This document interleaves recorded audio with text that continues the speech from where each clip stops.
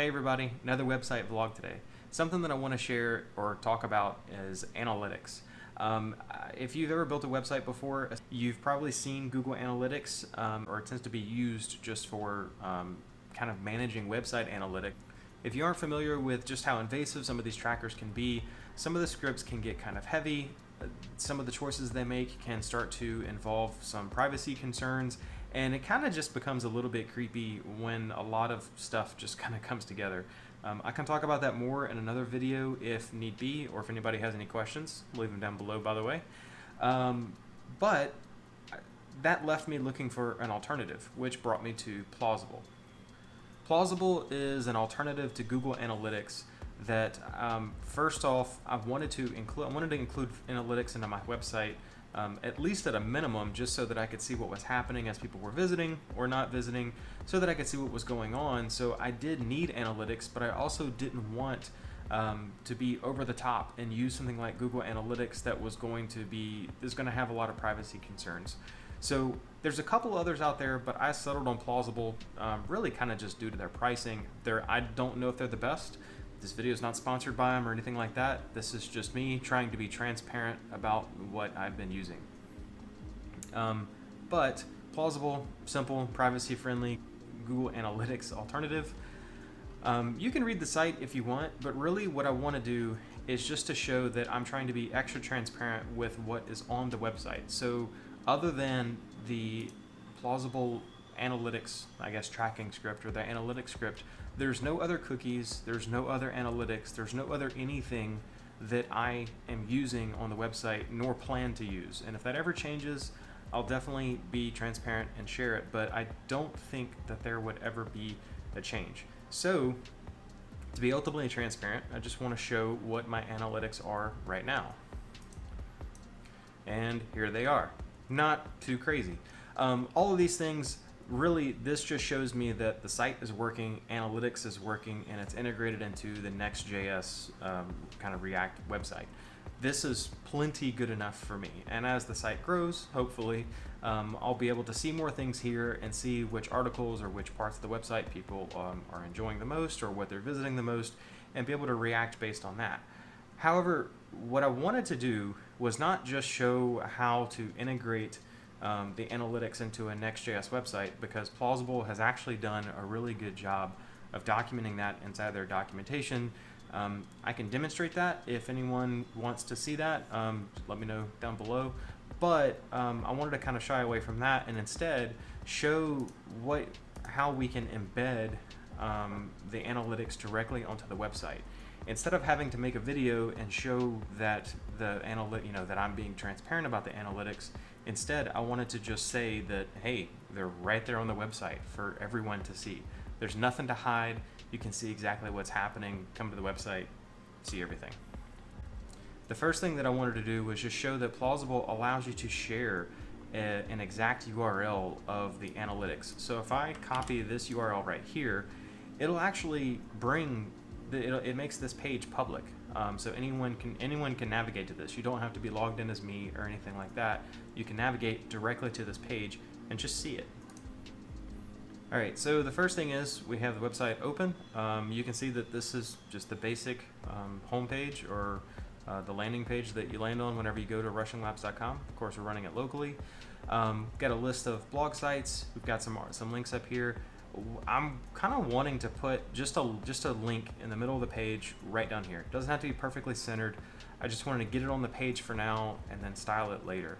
I believe that we should be able to just jump straight into the layout and kind of just post the link down there. Let's see.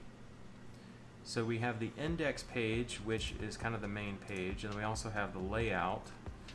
Yeah, get to the index page. Okay, so the layout wraps around the landing page. Yeah, below everything else. Let's see what happens if we just put an anchor tag down here. Rushing Labs Analytics. Okay, and just put the link to it. And so, yeah, instead of making changes to index, we are going to make changes to the whole layout, and that way, hopefully, it should show up on every page, regardless of what page you're on the website. because everything sits inside of that layout. So yeah, we got exactly what I was looking for. It's just off to the left a little bit. And then if we click on it and go somewhere else, you're not logged in, and you can see the analytics over the past 30 days, or the month to date, or anything that you want to see. So, okay, cool. Really basic, but that works. The other thing that Plausible allows us to do, so inside the website settings, if we go to visibility, and this is inside, if you have a Plausible account, this is inside the settings for the specific site that you've registered with them. So if you go to the visibility tab, we can generate an embed code, and what this allows us to do is embed this page directly onto the website itself. So that would, and it's all of this code down here, which if you have just a static HTML website, really you just copy, paste, and boom, you're done. But since this is React and it's next.js, and I would like to see this on its own default page, instead what I would like to have is see what it looks like to just embed the analytics directly on the website itself. So in next.js, if we want to create a new page for the website, we just go down here to the pages directory, we create a new file, name it whatever you would like the name of the page to be, analytics.js. You can use that directly inside the actual file name itself. And then I'm going to borrow from the about page just a bit, and let's see, I can see that I called this one the function about. Actually, you know what? I'm going to cheat really bad. I'm going to copy the whole about page, get away from that, and I'm going to delete everything from here, rename, say about, and I'm going to rename it or replace that with analytics. And since I deleted it from there, I need to put that there and get rid of that. Get rid of that, and we don't need this. And then from here, we can copy our embed code, since it's HTML, shove it directly into our little HTML spot right here, and we should be able to have a brand new analytics page with the Plausible IO analytics embedded directly into the page. I don't know exactly what this is going to look like. This is the first time that I've tried this, but let's see. I think there might be some errors from stuff like that right there. Okay, that's good. So the whole site didn't blow up, but when we try to navigate, yeah, that's exactly what I thought. So the style prop expects a mapping. Okay, cool. Yeah.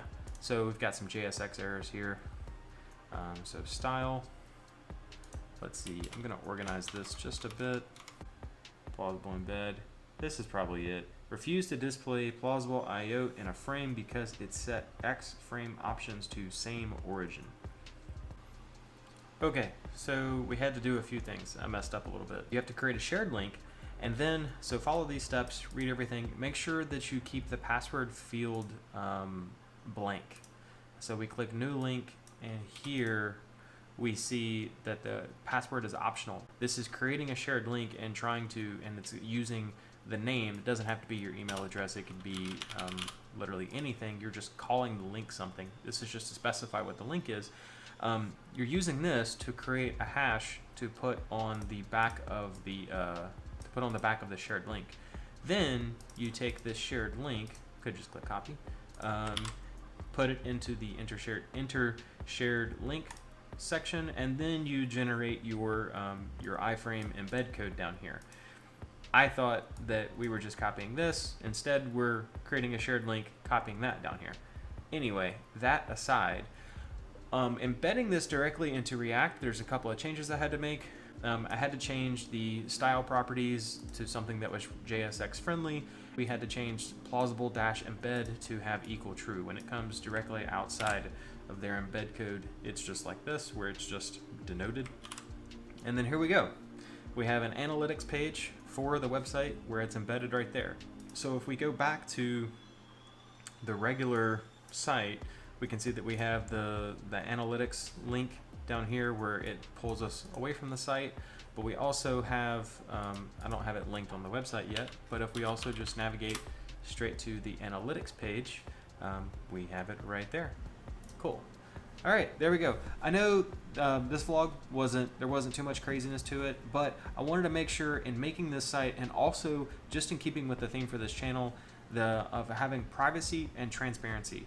This is something that it's not a huge development effort for the website, but to me, just for staying true to, like I said, what the theme of the channel is and what I'm trying to do here, I want to make sure that as much stuff as I possibly can, it's going to be open source, that things are privacy first, and that whenever we have content that I'm developing touches on something such as privacy and analytics, and whether even there's a little bit of tracking, I want to be completely transparent with all of you and make sure that you have access to as much of the information as I have, without sharing passwords.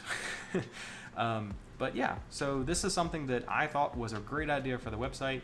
If you feel differently about it, or if you have more thoughts on it, or any other alternative to Google Analytics, let me know in the comments down below. Until then, I'll see you next time.